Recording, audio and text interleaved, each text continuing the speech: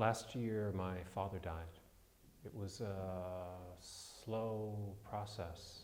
He was very typically generous, kind, in a benign sort of way, in allowing us to be with him for the many years as he slowly lost his mind and then he lost his body.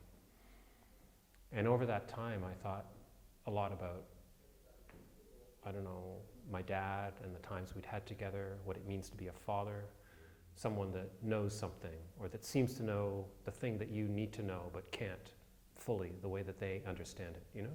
Shortly after he died, I made a film about my dad.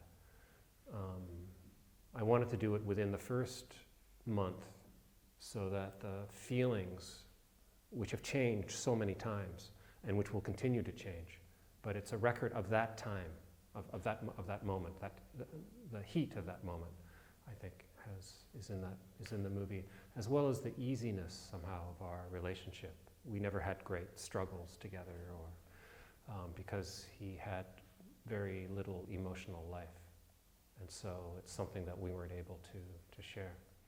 When that project was finished, I thought that it needed company. You know, I think of my father as someone who lives inside a family.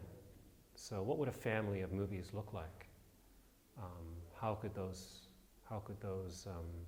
Could this movie that's about my father be a kind of a sun around which a number of other movies would create a constellation? The movie Father Auditions begins with this leave-taking, and then we take this journey through these various fathers.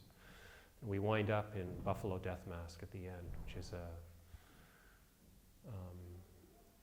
it's based on a conversation between Stephen Andrews and myself. We're both long-term survivors of AIDS. There's a question that he poses at the end. Well, he says this beautiful thing about memory, which I felt so strongly as I was watching my father lose his memory and yet somehow not losing his personality. He said that parts of us live in other people. In other words, you know, they bear witness to, they were around when we did certain things.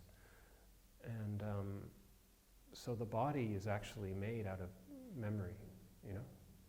And when you lose someone that's very close to you, as Stephen did, you also lose part of yourself, you know? There's the part of you that they had inside them. Anyway, in this state of being newly alone and then having to reinvent yourself, I think this is the state of being without a father, you know?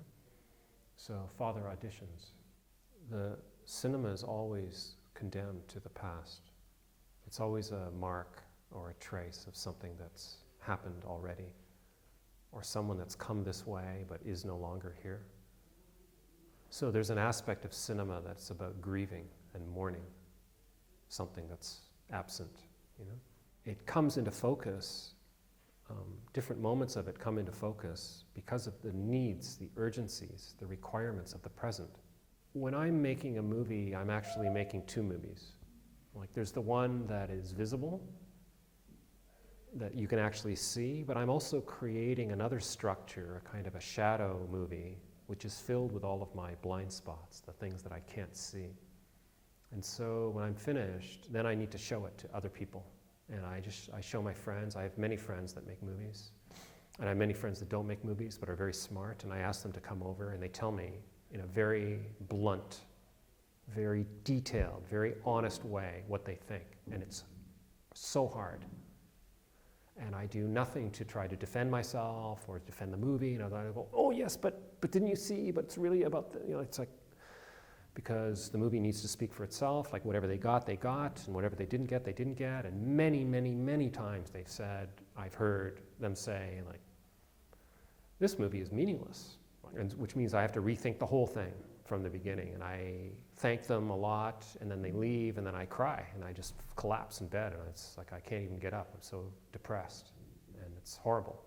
It's very hard to hear those things. And for me, it's really necessary, because they shed light on the second movie that I'm making, the one that's filled with shadows and blind spots.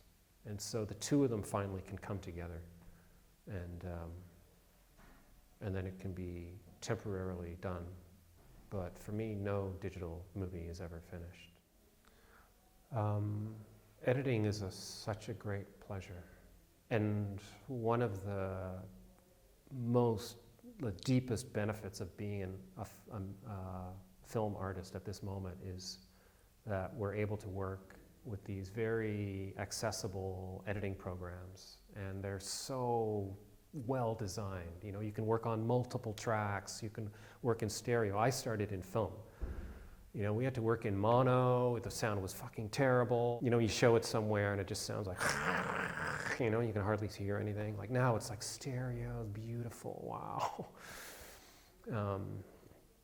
And then the footage, it just costs nothing. You know, you can just shoot with your phone, you shoot with anything, you know. It's like, oh, this is the dream. This is what we dreamed of. We never thought it would ever happen, you know. Now everyone can make films. It's so good, it's so good. And editing, yeah, it's very pleasurable to be in that place.